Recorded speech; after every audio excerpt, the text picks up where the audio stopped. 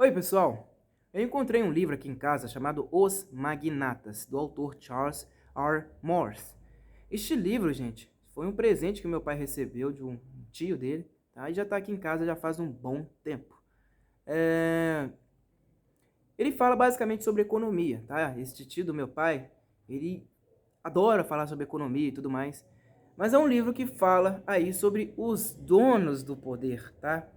Fala aí, inclusive, sobre os Rockefellers. Eu acredito que vocês já tenham ouvido falar sobre os Rockefellers, né? A dinastia e a família dos Rockefellers, que tem como objetivo principal unir o comunismo ao capitalismo, né? Eles estão acima do Estado. Por isso o nome magnata.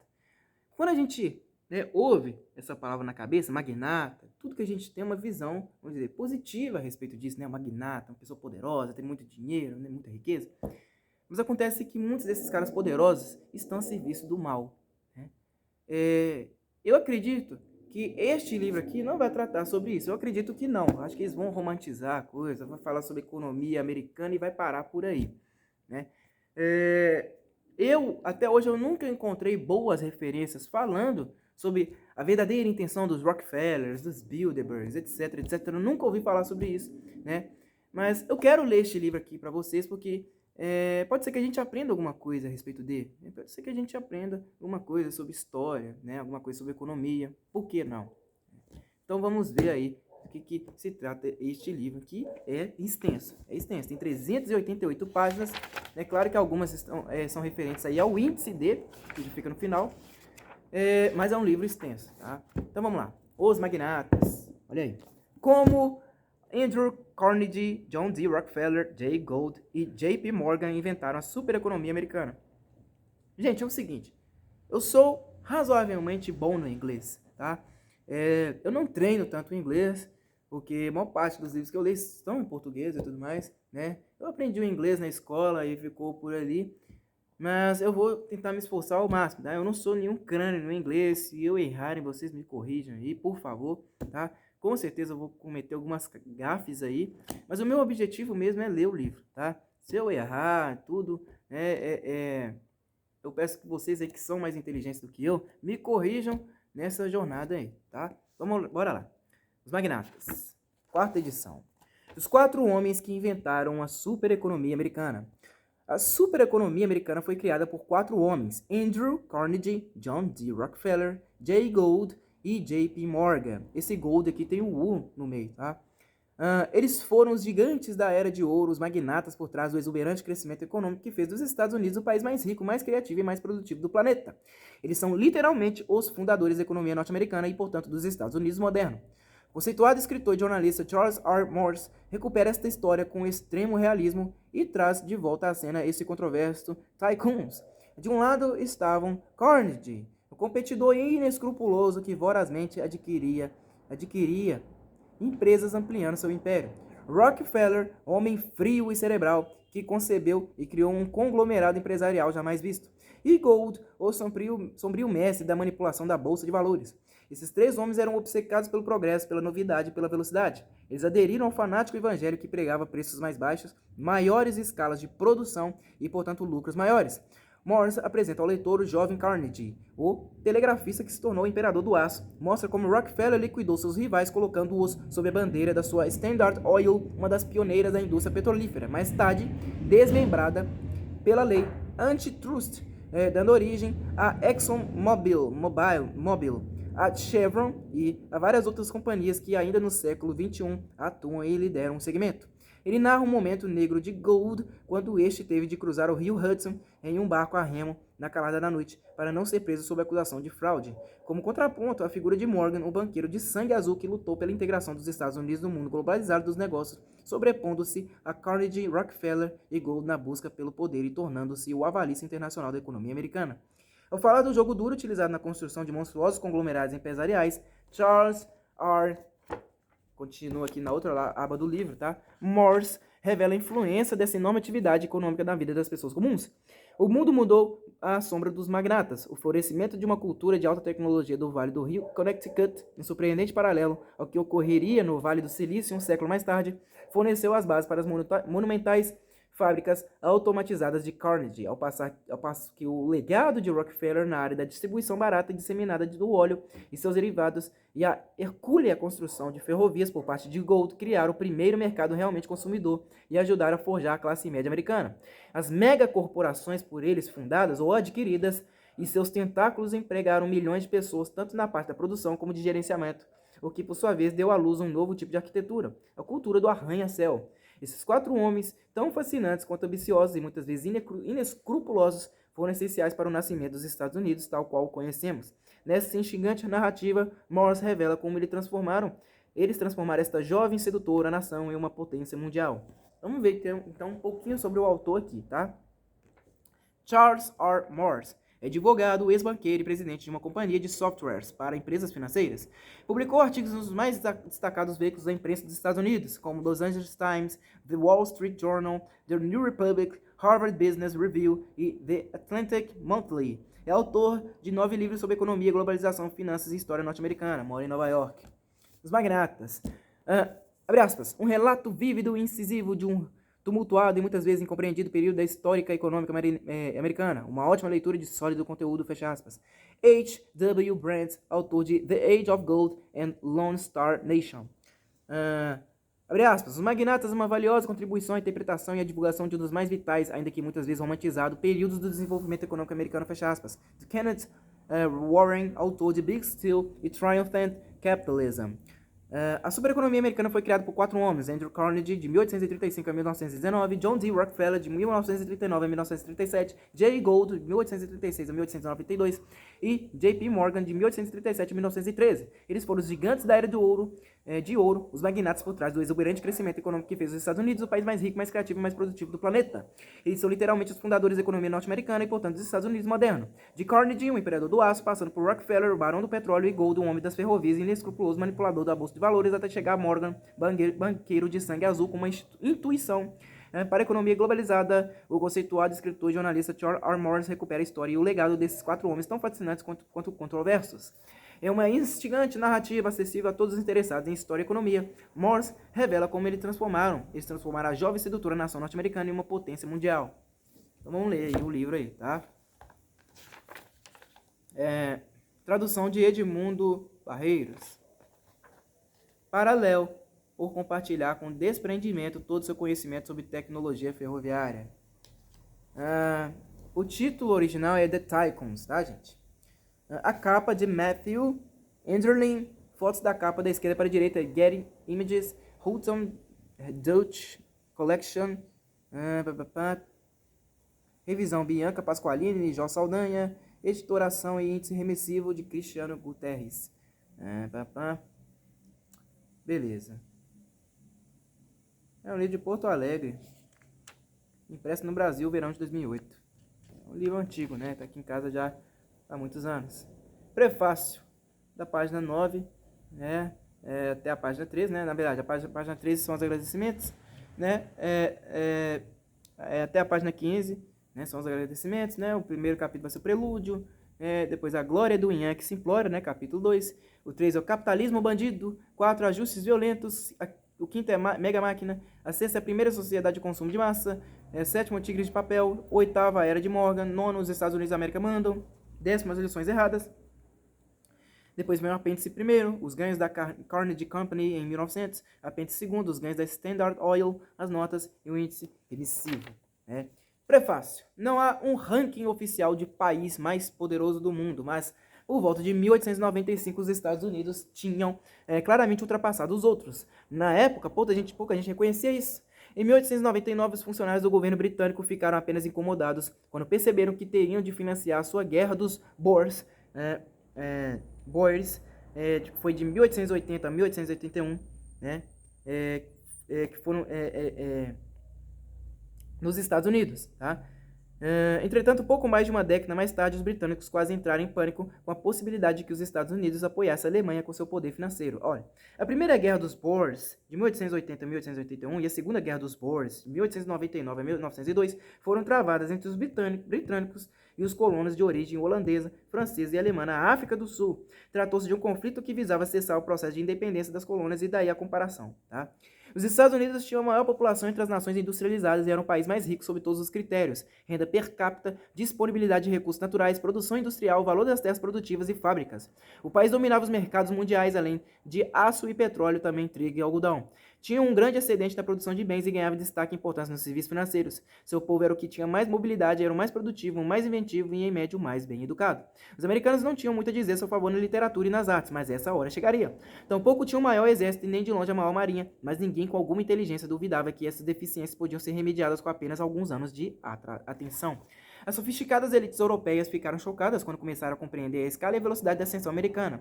Cerca de 3 décadas antes, os Estados Unidos ainda estavam divididos por uma sangrenta guerra civil e ganhavam a vida com a exportação de algodão cru, grãos e madeira em troca do excedente das manufaturas europeias. Isso mesmo. O ritmo do crescimento americano foi o mais rápido da história, pelo menos até que os países da região do Pacífico iniciassem sua corrida em direção à luz do sol um século mais tarde. Os magnatas é a história desse salto contada principalmente sob a perspectiva de um punhado de homens extraordinários que estavam na vanguarda desse movimento. Mas enquanto grandes homens podem dominar épocas históricas, eles nunca são toda a história. Os Estados Unidos, os magnatas, na verdade, eram um país diferente dos outros. Portanto, essas histórias são entremeadas com o relato das características dos Estados Unidos e seu povo que o transformaram em um terreno tão fértil para a transição. Nos últimos anos da Guerra Civil, Andrew Carnegie, John D. Rockefeller, Jay Gould e John Pierpont Morgan tinham cerca de 30 anos, todos os primeiros degraus de suas carreiras. Em uma era de homens ricos e poderosos de dimensões fora do comum, não houve outros com papéis tão importantes em dar forma e direção ao rápido crescimento americano. Eles forçaram o ritmo, levaram a transição a escalas cada vez maiores e para o bem e para o mal, impuseram marcas pessoais na economia nacional que persistiram por grande parte do século XX. Eles eram pessoas bem diferentes. Carnegie, Rockefeller e Gould se aproveitaram do gosto nacional pela velocidade da obsessão com seguir em frente e da tolerância com o experimentalismo para criar um dos mais puros laboratórios de destruição criativa da história.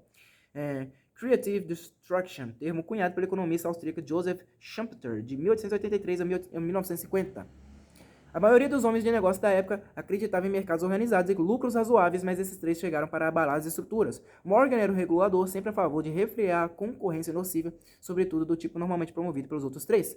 A indústria siderúrgica americana estava se transformando em um cartel confortável quando Carnegie começou sua carreira arrasadora. Ele não era um homem de tecnologia, mas um hábil consumidor de invenção. Suas usinas sempre eram as maiores, as mais automatizadas e com maior enfoque na redução de preços. Ele tinha um mantra de negócios bastante simples. Corte custos, aumente a participação, ganhe escala. Os lucros eram consequência. Gould era um provocador, um mestre dos mercados de títulos públicos como nenhum outro antes e como poucos depois dele, que sempre estavam no ataque, estendendo e muito os limites do possível a novas alturas. Deixa eu acender a luz aqui. Vamos lá. Onde que eu parei? Aqui, ó. A arena de Gould era as ferrovias e o telégrafo, a infraestrutura crítica do período. As ferrovias antes da Guerra Civil tinham se expandido com cautela e quase sempre com lucratividade, com cuidado de se restringir a seus territórios naturais e solucionando conflitos com cavalheirescas reuniões de um grupo restrito. Esses pools das ferrovias eram como os cartéis do aço para Carnegie, alvos parados à espera de um ataque. Rockefeller talvez tenha sido o maior visionário e o administrador supremo. Ele assumiu o controle dos mercados de petróleo mundiais com enorme rapidez e facilidade, antes mesmo que a maioria das pessoas percebesse, mesmo enquanto dava ao mundo sua primeira lição sobre o poder da distribuição em larga escala. Uma hoste de outras empresas seguiu sua liderança, uma década depois de Rockefeller vender seu querosene pela primeira vez no Extremo Oriente. Os frigoríficos americanos tinham centros de distribuição na China e no Japão. Morgan, a figura mais tradicional dos quatro, era o único americano em que os financistas estrangeiros confiavam. Após servir de mediador para os fluxos de capitais cruciais que sustentaram o ritmo extraordinário do investimento americano, ele se transmutou em uma protocomissão de valores mobiliários e até mesmo em um protobanco central, estabelecendo as regras para as finanças corporativas, exigindo contabilidade honesta, o fim dos ganhos ilícitos e um tratamento justo para os acionistas. Carnegie, Rockefeller, Gould e Morgan teriam sido figuras dominantes em qualquer lugar, mas poucos lugares jamais foram tão abertos para pessoas de talento como os Estados Unidos pós-guerra civil. E nos Estados Unidos, nenhum campo oferecia oportunidades tão ilimitadas quanto os negócios. A cultura manufatureira é radicalmente diferente dos americanos. Seu culto do empreendedor inovador, sua obsessão com prosperar, mesmo por parte das pessoas comuns e seu entusiasmo pelo novo, a nova ferramenta, o novo produto de consumo eram todos únicos. A ascensão final das grandes empresas por volta da virada do século pode ser chamada de maneira apropriada de a Era de Morgan, que assegurou e exigiu controle no momento em que o grande crescimento americano começava visivelmente a perder energia. Na verdade, ele ajudou a desacelerá-lo. Com Gold morto e Carnegie de fora, depois que Morgan comprou o controle da US Steel, tornou a impor uma versão cortês de mercados organizados e preços administrados. A US Steel foi o paradigma de uma grande onda de consolidações, muitas delas secretamente planejadas por Morgan.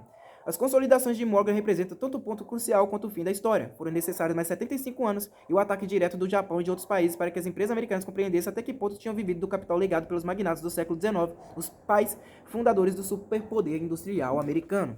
Agradecimentos. Um dos prazeres deste livro foi a descoberta de como era fácil, por meio de busca na internet e e-mails, ter acesso a grandes estudiosos com perguntas ou propostas para a sistematização de acontecimentos. Recebi muitas respostas de várias páginas, as quais levaram a mais mudanças. Uma palavra de agradecimento especial para Ken Warren, talvez o maior especialista em história da indústria siderúrgica no século XIX, com quem mantive longa correspondência, e que depois leu o manuscrito inteiro, poupando-me de vários erros. Minha gratidão também a Nancy Brick, David Hounshell, Douglas Irving, Thomas Johnson, Maury Klein, Thomas Misa, Klein Pope e Merritt Rose Smith. Minha estima também pelas bibliotecárias e arquivistas da Biblioteca do Congresso, a Biblioteca Pierpont Morgan, o Rockefeller Archive Center, Centro de Arquivo, né? E a Historical Society of Western Pennsylvania. E uma palavra especial de agradecimento a John Alexander do American Precision Museum. Charles Kaczynski foi um assistente de pesquisa competente e cuidadoso. A responsabilidade por erros e omissões, claro, é só minha. Charles Ferguson, acho que é Ferguson, sugeriu a ideia original do livro e leu parte do manuscrito. Kim Malone, Dan Woods, Steve Ross, Andrew Kerr e Sam Solai leram a maior parte ou totalidade do manuscrito e fizeram muitas sugestões úteis. Mike Bessie foi, como sempre, uma presença bondosa e um crítico severo durante todo o tempo. Gostei de me reunir com Paul Golub na Times Books. Minha consideração por Robin Dennis por sua edição muito inteligente e profissional. E este livro ainda marca 20 anos de trabalho prazeroso com meu agente, Tim Seldes. Por último, meu agradecimento e meu amor pela minha esposa, Beverly, que padeceu a produção de mais um livro com seu carinho e bom humor de sempre. Capítulo 1, Prelúdio, né? Abraham Lincoln foi declarado morto pouco depois das 7 horas de uma manhã muito chuvosa de sábado santo, dia 15 de abril de 1865, menos de uma semana depois da rendição do general Robert E. Lee, em Appomattox.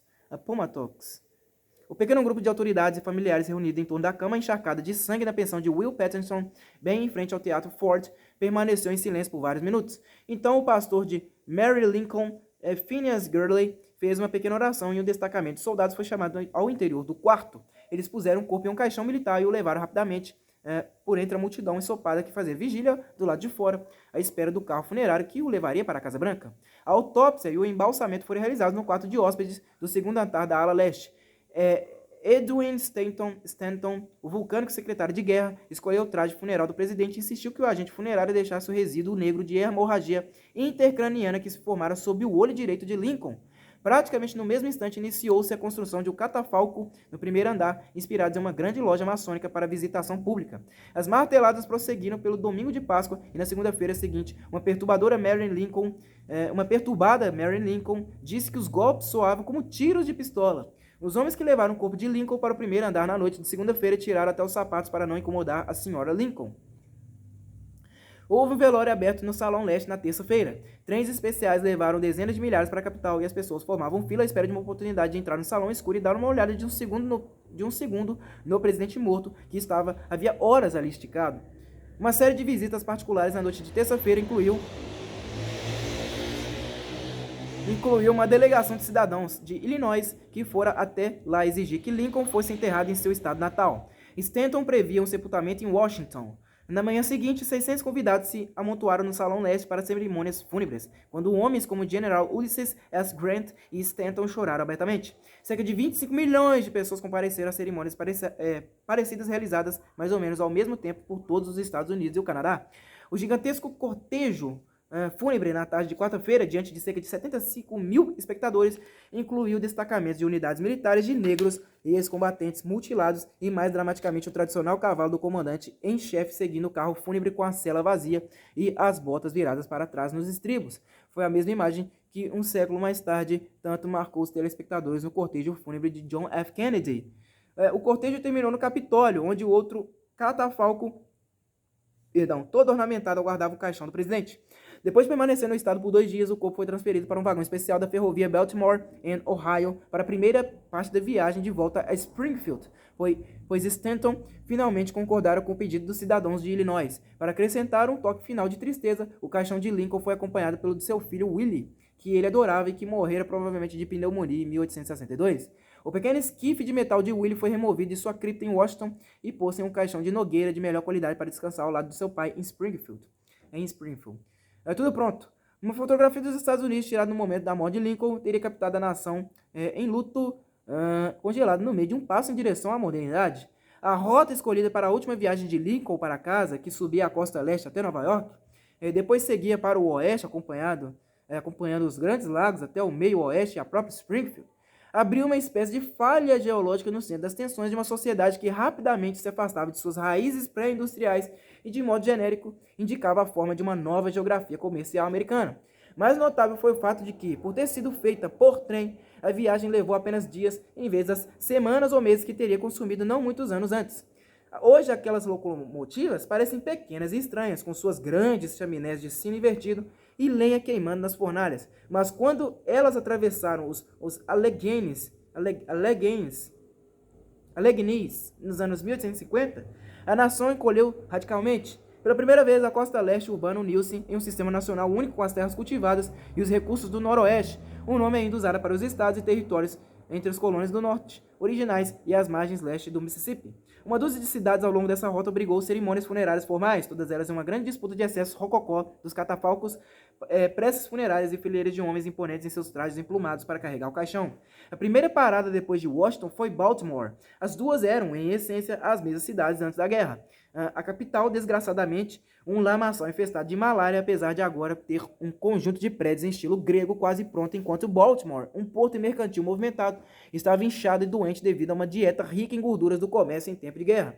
Entretanto, quando a viagem entrou pela primeira vez rumo ao interior, ao seguir de Baltimore para Harrisburg, cruzou um tipo novinho de saliência na linha de batalha. As estradas de ferro começavam a compreender os lucros que podiam ser obtidos com o acelerado comércio interno do país, e também havia um boom da atividade petroleira nas florestas do oeste da Pensilvânia. Cidadezinhas bucólicas como Titusville tinham se transformado em lugares infernais com rios negros e o ar cheio de petróleo. As chamas noturnas destacavam-se tremeluzentes sobre multidões agitadas que há muito procuravam petróleo sem sucesso, carreteiros, prostitutas e vigaristas de segunda categoria, todos desesperadamente se agarrando à sua única grande chance de ficar muito ricos muito rapidamente. Os campos da Pensilvânia eram de longe os maiores descobertos até então e em poucos anos iriam fornecer petróleo para iluminar todo o mundo civilizado. Com prêmios como esses, as nascentes guerras das ferrovias seriam ferozes, frequentemente violentas, e em um mundo sem sistema de leis para controlar as grandes corporações profundamente corruptoras.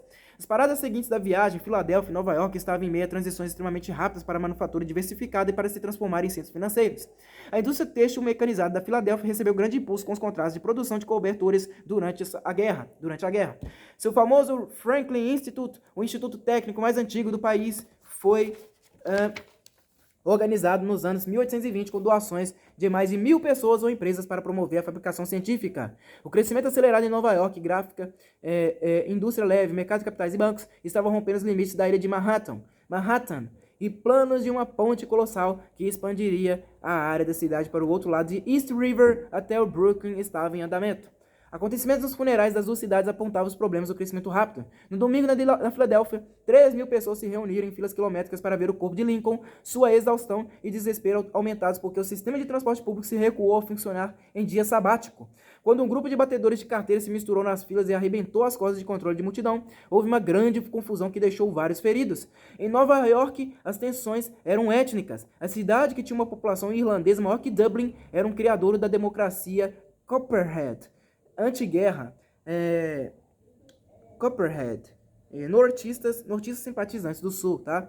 A desconfiança dos irlandeses de que os homens de negócio republicanos usavam a convocação militar para desestruturar organizações trabalhistas e importar trabalhadores negros mais baratos, o que era com quase toda certeza verdade, explodiram nos selvagens protestos contra o recrutamento militar obrigatório de 1863, o mais letal motim popular da história americana. A máquina democrata local, Tammany, organização política interna do Partido Democrata na segunda metade do século XIX e início do século XX, que para alcançar o controle político usava métodos associados à corrupção, provocou uma pequena crise alguns dias antes do cortejo fúnebre ao decretar que ele seria interditado aos negros. Depois de uma intervenção forçosa de Stanton, um pequeno contingente de negros marchou no final da gigantesca parada pela Broadway e foi aplaudido pela multidão. Depois de passar pela cidade de Nova York, o trem funerário subiu acompanhando o rio Hudson até Albany, antes de virar para o oeste e cruzar o estado de Nova York. Era emocionante e pungente ver como filas ininterruptas de pessoas de luto permaneciam em vigília ao longo de grande parte do caminho, mesmo durante a noite, quando marcavam sua presença com fogueiras. A única reclamação era quanto à velocidade do trem no século XIX, 30 km por hora. Era uma velocidade desrespeitosamente rápida. O oeste do estado de Nova York era uma região de fazendas povoada em grande parte por imigrantes alemães, suíços, irlandeses e escoceses. Esses não eram os pequenos fazendeiros romantizados por Thomas Jefferson. No fim da guerra, cerca de 3/4 dos fazendeiros de Nova York, localizados próximo de uma estação ferroviária, uma distância que poderia ser percorrida por uma carroça, eram homens de negócios de classe média em busca da eficiência de seus estabelecimentos comerciais que produziam trigo, madeira e laticínios para o comércio. A transformação das fazendas de Nova York se iniciaram com a abertura do canal.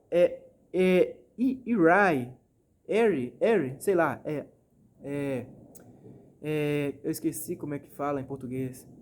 O spelling é E-R-I-E, tá? Em 1825, né? Soletrando é E-R-I-E, em 1825. Isso acelerou com a proliferação das ferrovias nos anos 1850. Em menos de uma geração, eles tinham dizimado a agricultura da Nova Inglaterra, forçando uma mudança decisiva naquela parte do país para uma economia manufatureira.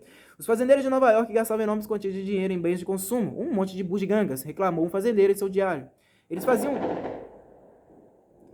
faziam a vigília à espera do trem funerário com seus sapatos produzidos em fábricas, e suas melhores roupas eram compradas prontas por seu estilo e corte superior.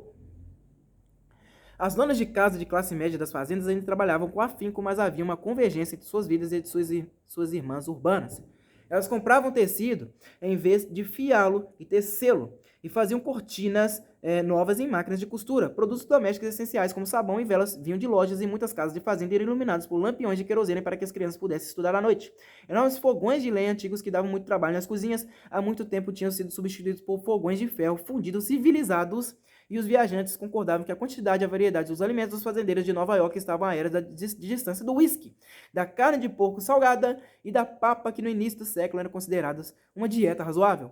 As primeiras paradas depois do interior de Nova York foram Buffalo e Cleveland, duas movimentadas cidades portuárias do lago Erie, que eram pontos de acúmulo naturais para as indústrias de petróleo, carvão e aço do oeste da Pensilvânia.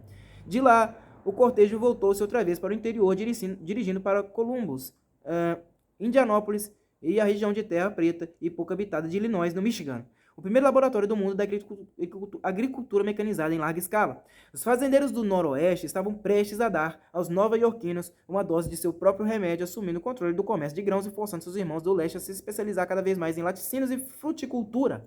Chicago, a última parada antes do descanso final de Lincoln em Springfield, tentou montar orgulhosa um espetáculo tão grande quanto o de Nova York, pois ela se via como a cidade do futuro americano. Até a Guerra Civil, a carne e os grãos do meio oeste seguiam para o leste pelos grandes lagos e o canal Erie, ou do sul de Chicago descia o Mississippi em barcaças até Nova Orleans, para a viagem de barco pela costa até Nova York. No fim da guerra, ligações ferroviárias do leste com Chicago tinham tomado a maior parte do velho comércio com base em Nova Orleans e estavam fazendo investidas sobre o tráfico dos grandes lagos. Um grande crescimento no setor de grãos estava levando a atividade empresarial a uma superexcitação, enquanto a fábrica de ceifadeiras de Cyrus McCormick solidificava uma base manufatureira promissora. George Pullman, lutando para fazer decolar sua empresa de vagões dormitórios, conseguiu um golpe publicitário com a doação do vagão que levou Lincoln de Chicago para Springfield. Pelo menos é o que diz a lenda. Pesquisas recentes sugerem que ele doou todos os vagões, exceto de Lincoln. Springfield ficava perto dos limites a oeste da penetração das ferrovias. Não havia ligação por trens com a margem oeste do Mississippi. E só havia 3 estradas de ferro muito pequenas e bem separadas umas das outras em todos os vastos territórios do oeste, cuja economia na época estava baseada na mineração, ainda feita principalmente por homens com pás e mulas, mas empreendedores já haviam identificado a oportunidade para fazendas de criação de gado para alimentar a grande demanda de carne no leste urbano. O romantismo glorioso do Velho Oeste de cowboys e longas viagens com gado tinha raízes nas décadas imediatamente anteriores, antes que as ferrovias penetrassem de vez nas áreas de pastagem após a Guerra Civil. No sul, as ferrovias não eram tão desenvolvidas quanto no norte, mas isso pouco importava. Por muito tempo, o único produto de exportação importante da região seria o algodão de baixa tecnologia, produzido em sua maioria por meeiros. Os fazendeiros rudes das montanhas, depois de exaurir a terra que um dia fora rica, aos poucos voltaram para a velha tradição de agricultura de subsistência. Contemporâneos de visão aguçada já se entusiasmavam com a antecipação do enorme crescimento econômico dos Estados Unidos, mas isso ainda estava em estágio embrionário. As linhas férreas ainda eram construídas lentamente por empresários locais ou cidades empreendedoras. Foram necessárias 10 empresas diferentes para percorrer a rota funerária de Lincoln, com nomes há muito esquecidos como Northern Central, Camden and Amboy, Columbus e Indianapolis, Lafayette e Michigan City. Como poucas ferrovias tinham os recursos para construir pontes, locomotivas e vagões normalmente atravessavam rios em barcas.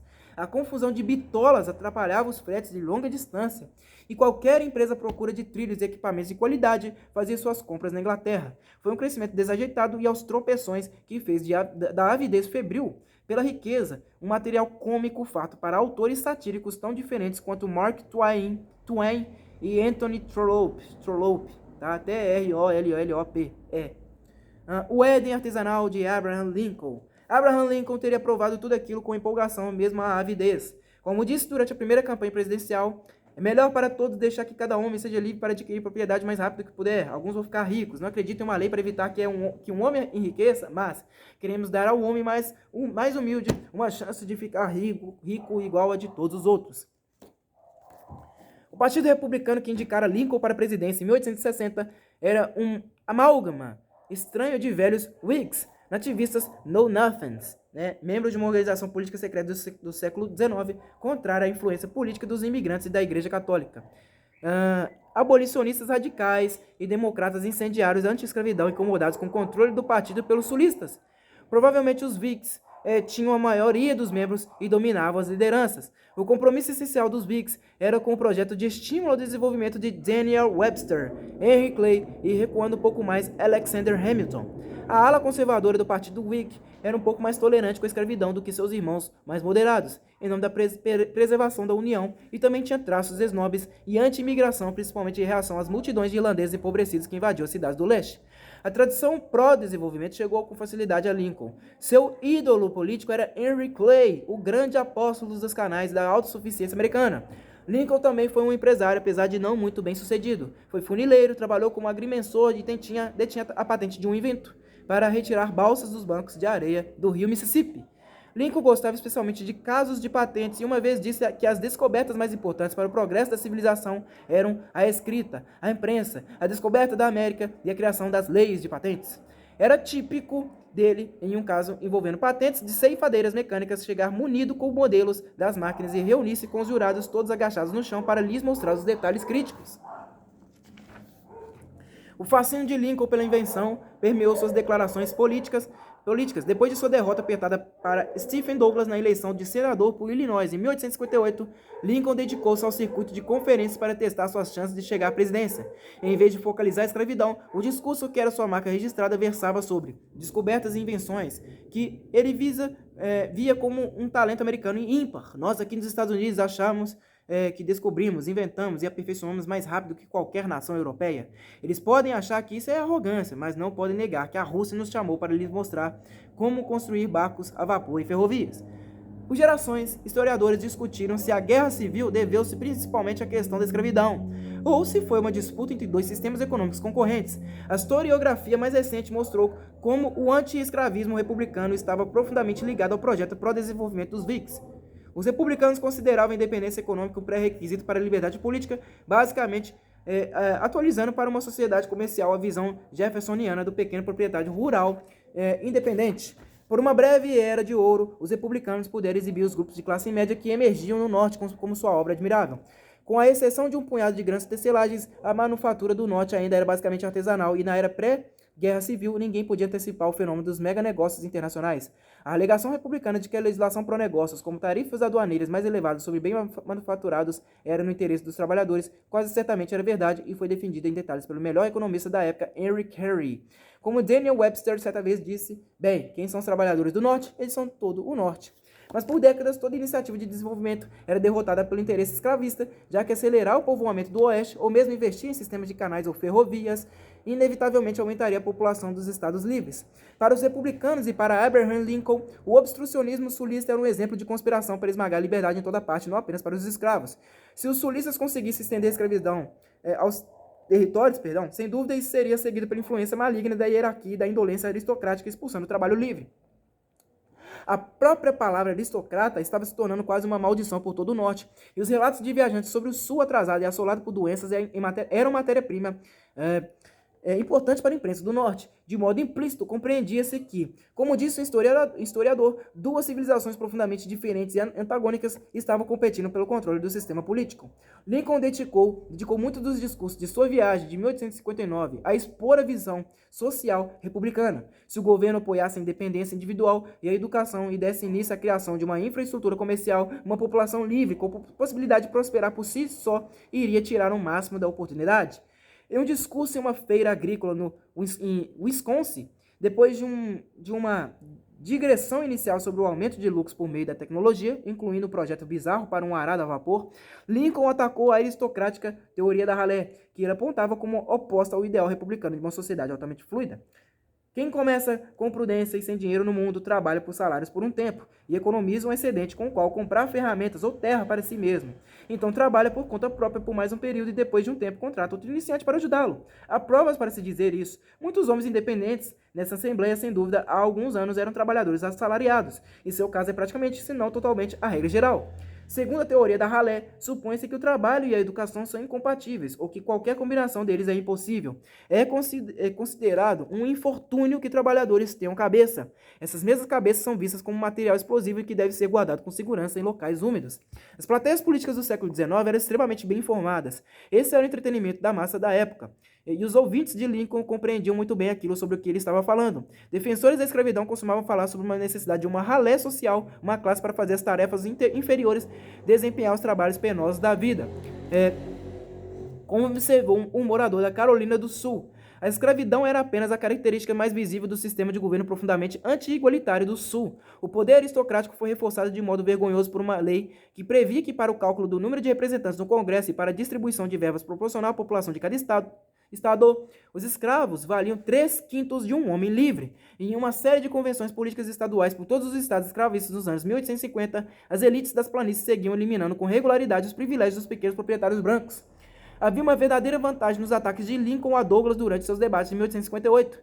Ela era derivada de sua convicção de que Douglas, intencionalmente ou não, era uma ferramenta dos interesses aristocráticos contra os direitos do povo trabalhador. Os argumentos a favor da escravidão são os argumentos usados por reis para escravizar povos em todas as épocas do mundo. Eles sempre montaram no pescoço das pessoas, não porque quisessem fazê-lo, mas porque as pessoas estariam em melhor situação se fossem montadas. É esse o argumento deles, e o argumento do juiz, Douglas, é a mesma velha serpente que diz que você deve trabalhar e eu comer, você deve labutar e eu aproveitar os frutos do seu esforço. Por mais que se possa desejar, isso não acaba com os negros. Eu gostaria de saber onde vamos parar se pegarmos essa velha declaração de independência que afirma que todos os homens são iguais por princípio e começarmos a abrir exceções. Se um homem disser que isso não se refere aos negros, por que outro não pode dizer que não se refere a alguma outra pessoa? Se essa declaração não for verdadeira, vamos pegar esse livro de leis, onde ela está escrita, e arrancar essa página. Uma vez a presidência livre do obstrucionismo do Sul, após o ataque ao Fort Sumter, Lincoln e sua maioria republicana lançaram uma blitz de legislação pró-desenvolvimentista quase sem paralelos na história americana, nas palavras dos historiadores Charles e Mary Baird. Uma segunda revolução americana. A conquista republicana foi obscurecida pelos eventos cataclísmicos da guerra, apesar de as distrações de guerra terem feito com que a visão do programa ficasse ainda mais impressionante.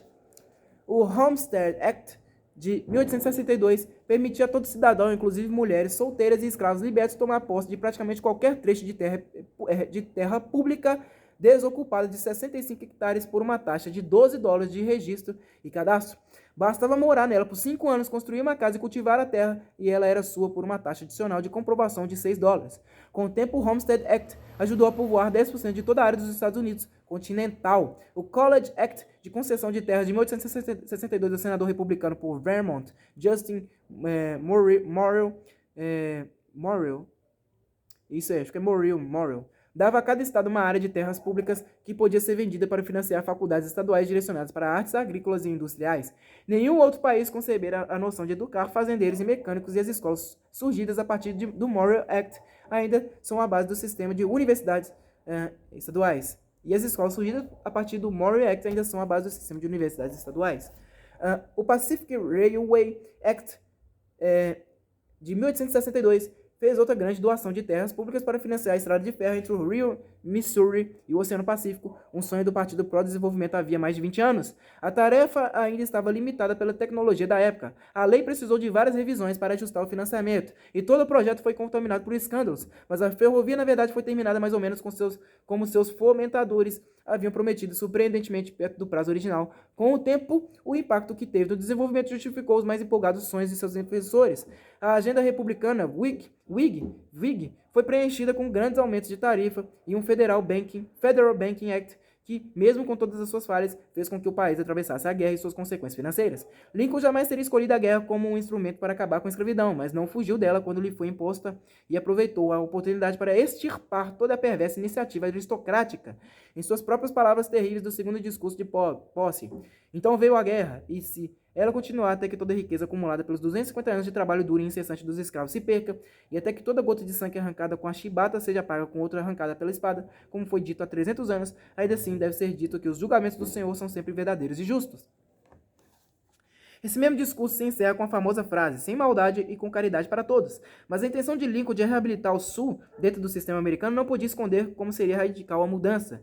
Por mais de 2/3 do período desde a fundação da República até a Guerra Civil, os Estados Unidos tiveram presidentes que eram senhores de escravos. O Congresso e a Suprema Corte tinham sido praticamente sempre dominados por maiorias sulistas.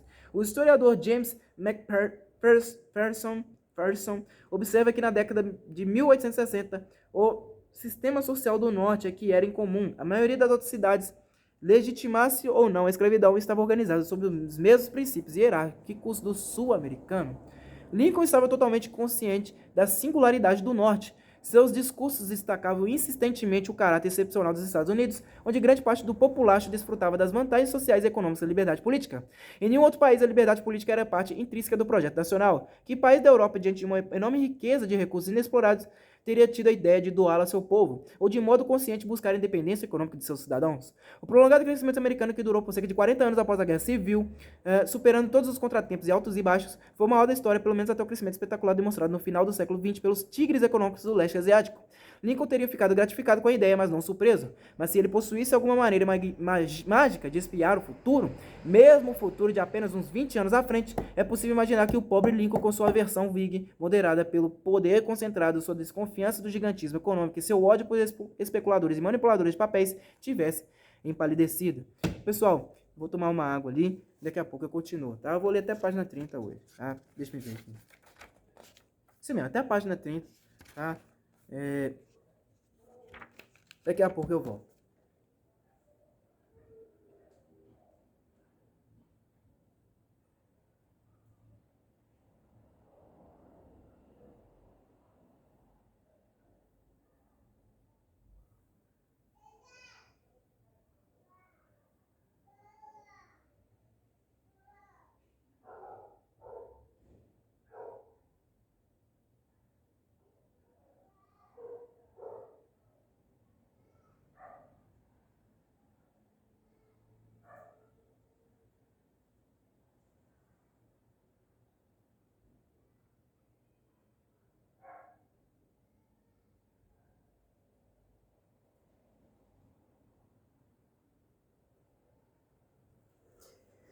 Vamos continuar aí. Jovens magnatas. Quando Lincoln morreu, Andrew Carnegie estava com 30 anos. Ele já era muito rico, apesar de apenas uma década e meia antes ter sido um simples catador de carretéis de linha usados em uma fábrica de tecido e ainda ter de decidir por uma carreira. John D. Rockefeller tinha apenas 26, mas sua refinaria de petróleo de Cleveland era uma das maiores e mais lucrativas do país, e ele talvez já tivesse definido seu projeto de controlar toda a indústria. Jay Gould tinha 29 e, depois de uma carreira rápida e agitada como curtidor, estava tentando a sorte como especialista em turnaround, operação de descarregar o trem, prepará-lo e carregá-lo para a viagem de volta. Pierpont Morgan, aos 28, aprendia em silêncio seu ofício na rede bancária do pai. Era só cara novo, né, gente? As grandes forças em ação nos Estados Unidos após o fim da guerra excediam muito qualquer pequeno grupo de homens, mas esses quatro iriam se tornar os maiores de uma geração de líderes de negócios de tamanho fora do comum, os mais destacados de uma estrutura que a imprensa apelidou de os Barões Ladrões, e por sua inteligência aguçada, sua ambição e ímpeto, eles traçaram os caminhos que as pessoas seguiram. Eles nunca foram amigos e foram com a mesma frequência adversários e aliados. O respeito prudente que mantinham um pelo outro logo se transformou em uma forte aversão. Se poderia ser exagero dizer que eles criaram um super-estado industrial americano, este ainda guarda com nitidez suas impressões digitais. Carnegie, Rockefeller e Gold personificavam as oportunidades ilimitadas de empreendimento repentinamente abertas pelos amplos recursos americanos e sua liberdade das restrições de classe e casta. Para o homem de negócios de muita ambição e grande talento, era o lugar e talvez o momento em que ele poderia chegar o mais longe possível.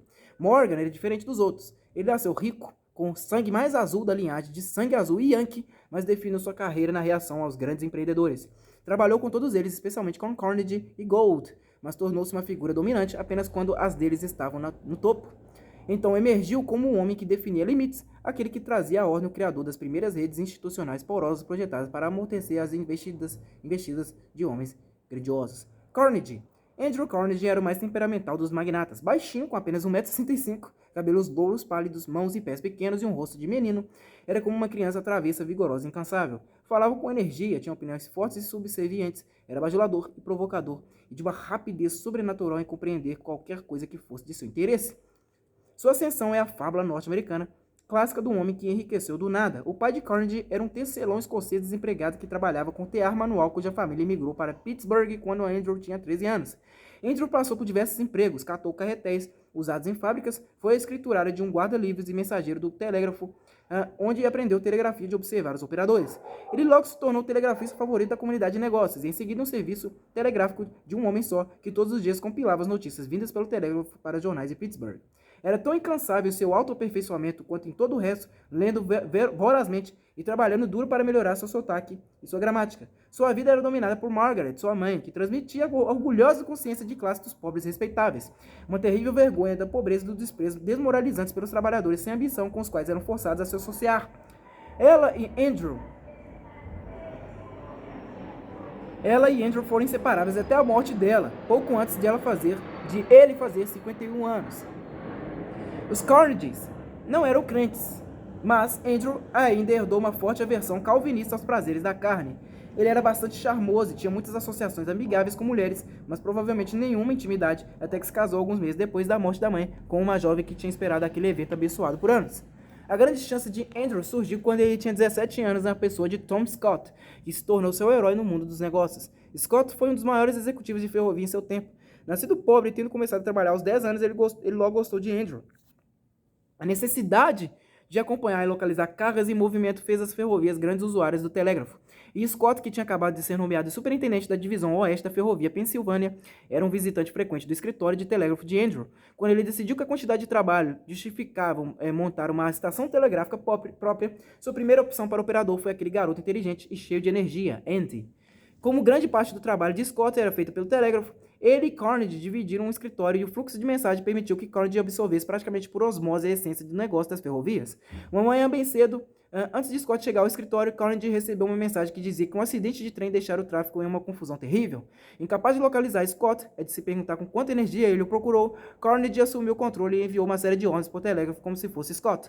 Quando este foi localizado e chegou correndo no escritório, tudo estava funcionando em perfeita ordem. Esta foi uma ocasião, como Carnegie mais tarde lembrou, em que temeu ter ido longe demais. Mas, após explicar nervosamente a Scott o que fizera, este apenas o olhou de um jeito estranho, conferiu se as linhas estavam mesmo funcionando e deixou passar. Entretanto, pouco tempo depois, Carnegie adorou saber que Scott estivera se gabando das façanhas daquele diabinho escocês de cabelos brancos em seu escritório e que ele já era conhecido no meio ferroviário como o Andy do Sr. Scott.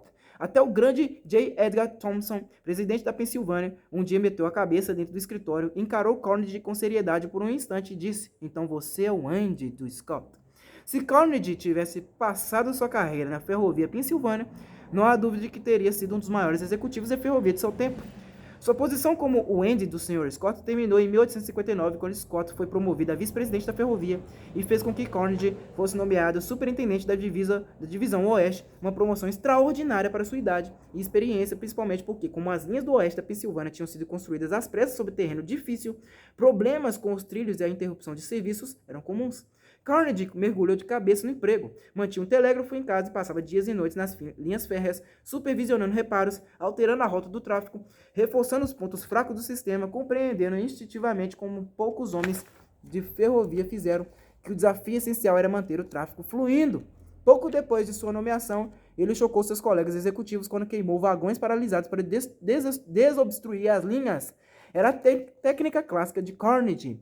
Definir um objetivo, então passar brutalmente por cima de qualquer convenção, concorrente ou pessoa comum que ficasse em seu caminho. Queimar vagões logo se tornou um método padrão para liberar trens parados por problemas.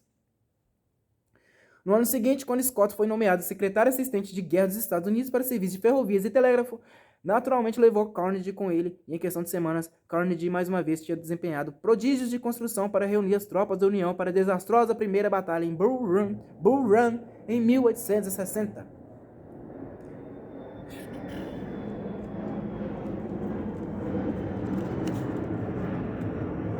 No início dos anos 1860, Carnegie já era um homem rico. Em uma época em que conflitos de interesse eram rotina, Scott cuidadosamente o levou a investir em empresas que faziam negócio com a Pensilvânia, como uma empresa de vagões dormitórios e uma construtora de pontes ferroviárias, normalmente adiantando para ele o dinheiro da compra. Só o investimento dos vagões dormitório pagou a Carnegie dividendos de $5.000 por ano, mais que o dobro de seu salário na Pensilvânia, sobre um desembolso de dinheiro de menos de $450. Um antigo investimento no boom do petróleo na Pensilvânia, em uma propriedade conhecida como Story Farm. Um dos mais lendários campos das primeiras perfurações da Pensilvânia, rendeu a Carnegie impressionantes $125 para cada dólar investido. Quando fez sua nova declaração de renda no ano de guerra de 1863, Carnegie tinha uma renda total de mais de $42.000, o que sugeria um portfólio do montante de $500 milhão, talvez uns $6 ou 7 milhões de dólares em valores atuais. Carnegie tinha um talento tão espetacular, com a inteligência extraordinária e a praticidade precisa de Scott, energia, um charme imenso e instinto felino para negócios, que simplesmente superava todos os outros. Também tinha lido muito mais que sua geração, com um gosto adquirido mais autêntico pela arte, a cultura e um texto com estilo atraente. Na verdade, ele constantemente se perguntava se não estaria desperdiçando seus talentos nos negócios. Quando a receita de seus investimentos superou a marca de $50.000 em 1868, prometeu a si mesmo que só iria trabalhar por mais 2 anos para assegurar aquele nível de renda por toda a sua vida, então iria se devotar a objetivos mais elevados. Ele estava se enganando. O fato essencial sobre Carnegie era o desejo de dominar a qualquer custo, mas por alguma razão, apesar de Carnegie estar entre os mais duros dos homens, ele sempre insistia em desfilar como um idealista humanitário, como se seu negócio fosse algum tipo de projeto de assistência social. Por isso, quando era o maior magnata do aço, adorava produzir manifestos a favor do trabalho e também de gozar da adulação de seus empregados, mesmo enquanto constantemente aumentava as exigências sobre seus trabalhadores e, no mesmo ritmo, reduzia seu pagamento. Para ele, cada encontro com trabalhadores tornava-se uma parábola de uma república de boas ações, e cada uma de suas histórias fantasiosas se encerrava com um discurso sobre as virtudes da bondade, pois a recompensa é doce na proporção da humildade do indivíduo que você favoreceu. No auge da greve em Homestead de 1892, um dos conflitos trabalhistas mais mortíferos dos Estados Unidos, ele conta que seus empregados, infelizmente, tarde demais, telegrafaram a ele: "Caro mestre, diga-nos o que deseja que façamos e faremos para o senhor." Claro que não há vestígio desse telegrama nos vastos arquivos sobre a greve. Carnegie costumava ser desnecessariamente cruel, mesmo com seus colaboradores mais leais. Ele manipulava seus subordinados sem a menor vergonha, insistindo obsessivamente em reclamar de seus menores erros e levando o crédito por todos os seus êxitos. Quando Henry Frick se aposentou, Frick, que tinha contribuído bastante para construir seu império, Carnegie aplicou toda a energia e obsessão que eram suas marcas registradas para não dar a ele o que lhe era devido. Um pacifista declarado, Carnegie buscou contratos de guerra após prometer à sua esposa que nunca o faria, e depois trapaceou para consegui-los. Ele solucionou o conflito entre seu comportamento e os ideais que declarava mentindo, clamorosa, consistente continuamente. Na verdade, ele se tornou o mais corrupto dos mentirosos, aquele que mente para si mesmo. Mesmo as cartas e os relatos de eventos que escrevia na época provavelmente eram falsos para se mostrar a uma luz mais favorável. Não é surpresa que os deslizes e eventualmente crimes dos grandes magnatas magnatas estejam à altura de suas conquistas, mas nenhum outro foi tão repelente e escorregadio quanto Carnegie. Alguns anos depois que Carnegie deixou a Pensilvânia, ele se tornou um dos clientes favoritos do Banco Morgan, apesar de seu relacionamento ser com Julius Morgan, pai de Pierpont, pois ele não se dava bem com Pierpont. Em longo prazo, ele superou Pierpont, como fez com quase todo mundo. O negócio que coroou a longa carreira de Morgan foi comprar o controle da Carnegie Company em 1901 para criar a United States Steel Corporation, em valores atualizados. Foi a maior transação corporativa da história até a onda de compras dos anos 80. Mas esse, 1980, tá? Mas esse foi menos um triunfo de Morgan do que uma medida de seu medo de que Carnegie estivesse prestes a destruir um cartel do aço construído com muito sacrifício. Comprar a parte de Carnegie era a única maneira de tirá-lo da jogada. E Morgan pôde agradecer a seus anjos que a esposa de Carnegie o estivesse pressionando a perseguir seu objetivo há muito declarado de finalmente fazer algum bem no mundo. Carnegie não perdeu a oportunidade e mentiu sobre seus lucros quando ele e Morgan definiram o preço. Na verdade, durante uma longa carreira, o único outro magnata que conseguiu igualar-se a Carnegie nos cenários dos negócios foi um homem que ele gostava de chamar de Rick Fellows. Rick Fellows. Bom, pessoal, vou parar por aqui, tá? Na próxima leitura vai ser sobre Rockefeller, tá? Página 30. Eu vou tentar ler até a página 50, tá? Eu não vou ler esse livro tão rápido, não, tá? Ele é muito extenso, tá? Cada página dele é muito longa. Deixa eu ver até qual página eu vou ler aqui. Eu vou ler até a página 50, isso mesmo, até a página 50. Até marcar aqui, né? A próxima leitura eu continuo, tá? É isso aí, pessoal. Muito obrigado a todos vocês que me acompanharam até aqui. Se inscrevam no canal, curta esse vídeo, compartilhe este vídeo, tá? Comentem o que vocês acharam, deem-me sugestões, tá? Deem-me sugestões aí, outras leituras. Assim como eu falei nos outros vídeos, eu consigo adquirir livros facilmente. Eu tenho muitos amigos, né? Aqui em Belo Horizonte tem muitas livrarias, né, de novos e usados. Então é isso daí, tá? Deixem nos comentários algumas sugestões de livros, né? O que eu posso melhorar aqui na minha leitura, tá? No meu cenário, na verdade, não tem nada de diferente no cenário, né? Mas o que eu posso melhorar? Deixem nas sugestões, tá? Muito obrigado a todos vocês e até a próxima.